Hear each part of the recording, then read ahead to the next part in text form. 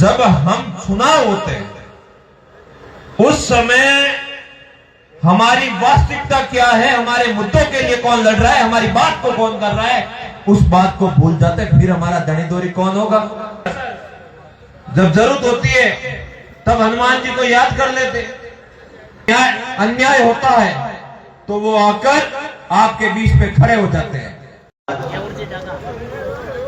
रिया बड़ी की इस धरती पर पुनः जो हमारी पहले मांग थी, जो हमारी पहले मांगे थी, जिन मांगों को लेकर आप और हम सब ने आदरणीय हमारे पार्टी के सुप्रीमो हनुमान बेनीवाल जी के नेतृत्व में विशाल धरना प्रदर्शन किया था, रैली की थी और उस रैली के माध्यम से सरकार को जगाने का काम किया। लेकिन सरकार इतनी हरदर्मिंदा पे है कि वो हमारी बात सुनने को भी राजी नहीं।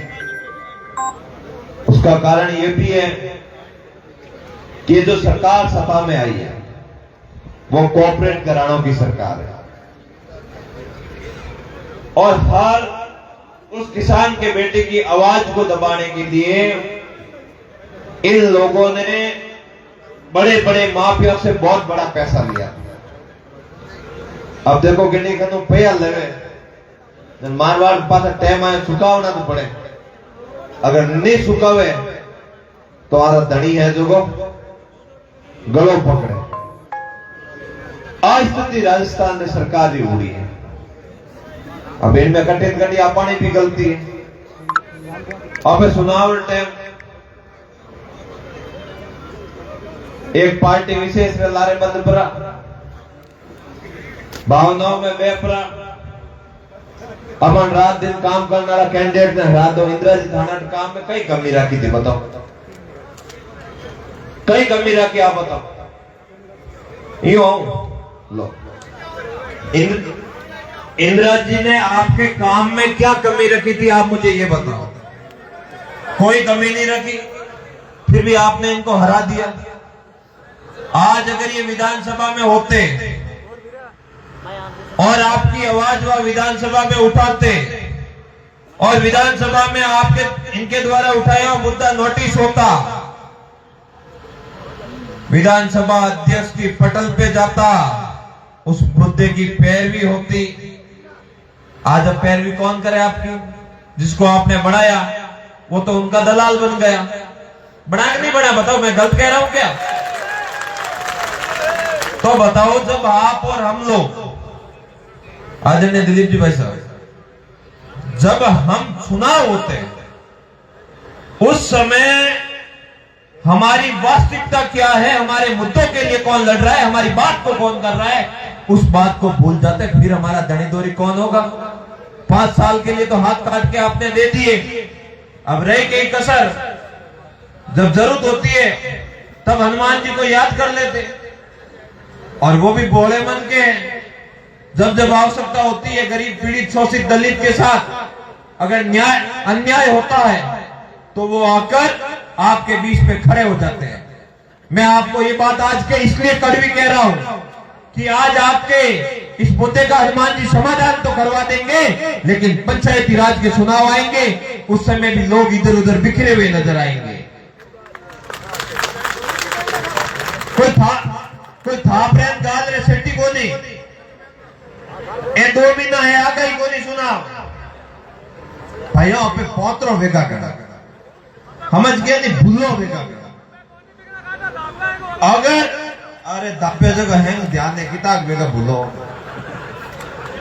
भूली नहीं। इंदिरा जी तान सड़का बनाई, पहला कितनी बनाई थी, तो अपना देखो छुको पची छोटी है गई बाता ने घोड़ाई को भूगे, तो अपन ने आते करना है। आज अगर अपना काम हो जाए, अपनी बात को उठाने के लिए, अपनी आवाज को बुलंद करने के लिए अगर आपके बीच में आकर कोई पार्टी खड़ी है तो हमारा भी नैतिक धर्म बनता है, हमारा भी नैतिक दायित्व बनता है उस पार्टी का, हमारे राष्ट्रीय लोकतांत्रिक पार्टी परिवार का। अगर कोई भी बंदा, कोई भी व्यक्ति, कोई भी प्रत्याशी अगर कहीं से भी छोटा चुनाव हो या पंचायत स्तर का चुनाव हो लड़े तो हमारा भी धर्म बनता है उसको यहां से जिता के भेजे। देखो भैया, बात सीधी है। अगर आपकी आवाज उठाने वाला व्यक्ति मजबूत होगा, आपकी आवाज उठाने वाली पार्टी मजबूत होगी, तो आपका काम बनेगा। अगर आप दिन रात जिस पेड़ पे बैठे हो उस पेड़ के डाल कोई काटने का काम करोगे तो फिर उस जगह पर आप सुरक्षित नहीं रह पाओगे, आप ही नीचे गिरोगे। हमें हमारी जिम्मेदारी तय करनी पड़ेगी। हमें यह तय करना पड़ेगा कौन किसान विरोधी है, कौन किसान के साथ रहने वाला आदमी है। ये हम लोगों को तय करना पड़ेगा। ये हम लोगों को हमारे अंदर आत्मचिंतन करने की आवश्यकता है। अगर हमने आत्मचिंतन कर दिया और हमारे अंदर जो शक्तियां हैं उस शक्तियों को जगाकर हनुमान बेनीवाल जी के साथ में मजबूती से लगा दिया तो हमारे इस पार्टी के बड़े उद्योग होने से कोई नहीं रोक सकता। भाइयों, मैं देखता हूं हमारे पार्टी के कार्यकर्ता भी जब भी कोई मुद्दा होता है सोशल मीडिया से लगाकर धरातल तक बहुत मजबूती से उसकी पैरवी करते हैं। वापस उन कार्यकर्ताओं का जिन्होंने रात दिन अपना घर बार छोड़कर इस ठंड में आपके साथ अगर कोई टेंट में छोड़ा है, आपकी आवाज को बुलंद कर रहा है और उसके पास दूसरा तीसरा कोई काम नहीं है, प्यावर मजदूरी करके किसान का बेटा खेत में काम करके अगर आपकी आवाज को उठा रहा है तो हमारा भी नैतिक धर्म में उसका साथ देना। भाइयों, मैं जिस जगह से आता हूं वो इलाका भी, वो क्षेत्र भी बजरी माफियों की सपेट में आया हुआ है। जब प्रथम बार राष्ट्रीय लोकतांत्रिक पार्टी के बैनर तले हमने धरना दिया था, बलोत्रा में 95 दिनों तक उसी टेंट के नीचे सोए थे और कांग्रेस की सरकार थी राजस्थान में, अहंकार था लोगों को गुमराह करने के लिए। उन्होंने अलग से जाकर मीटिंग की थी और लोगों को गुमराह किया था और वही लोग आज हमसे गुहार लगा रहे हैं कि हमारे जिलों को इधर उधर कर दिया, आप हमारी मदद करो।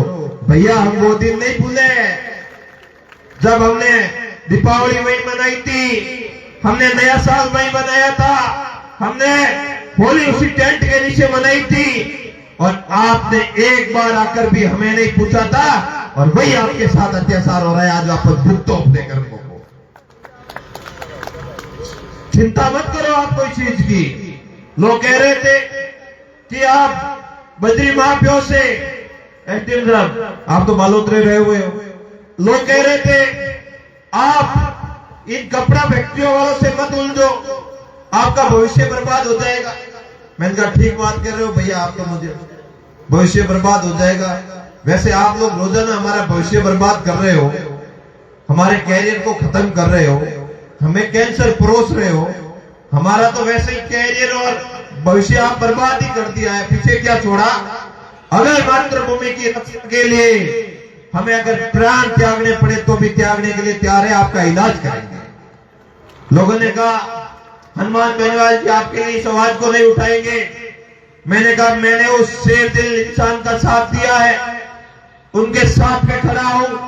उन्होंने मुझे आप लोगों की सेवा करने का मौका दिया है तो वो हमारी आवाज को उठाएंगे। जैसे रियाबड़ी की धरती से बजरी माफिया और इन कॉर्पोरेट घरानों के खिलाफ आवाज उठी, वैसे बालोतरा की धरती से भी आवाज उठी और आज कपड़ा फैक्ट्री वालों का इलाज हो रहा है, नहीं हो रहा है, पूरी तरीके से इलाज हो रहा है।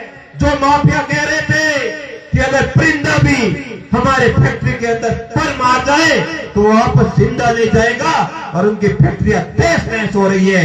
ये राष्ट्रीय लोकतांत्रिक पार्टी की ताकत है, ये किसान के बेटों की ताकत है, ये आपकी और हमारी ताकत है। ये उन लोगों के अंदर ताकत नहीं है।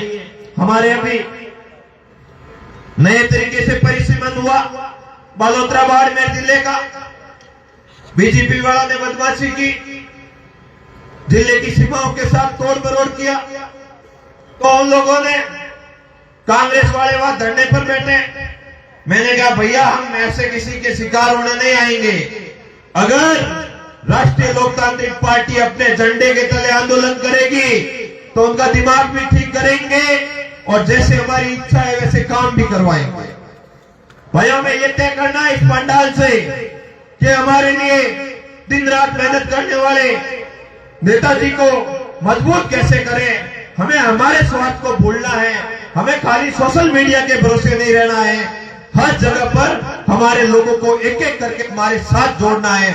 हमें तोड़ने का काम नहीं करना है, जोड़ने का काम करना है। आप ये भूल जाओ, अगर हमें न्याय चाहिए, हमें आने वाले समय में स्थायी रूप से हमारे किसानों की आवाज बुलंद हो, ऐसा काम चाहिए, तो निजी स्वार्थ को भूलकर हमें कुछ मिले या न मिले, हर कुछ बढ़े या न बने, एक बार राष्ट्रीय लोकतांत्रिक पार्टी की राजस्थान में सरकार बननी है। अगर सरकार बन गई तो ऑटोमेटिकली सारी जो राक्षस शक्तियां है वो शक्तियां भाग जाएगी और हनुमान जी का राज आएगा। और संकट मोचन हनुमान जी का वैसे ही नाम लेने से आधे तो देते भाग जाते हैं, तो ये भी काम हो जाएगा। बहुत बहुत धन्यवाद, आपने मुझे बोलने का मौका दिया। और अभी नेताजी हमारे बीच में आएंगे, उसके बाद जो हमें दिशा निर्देश देंगे उसका पालन करते हुए हमें आगे बढ़ना है। बहुत बहुत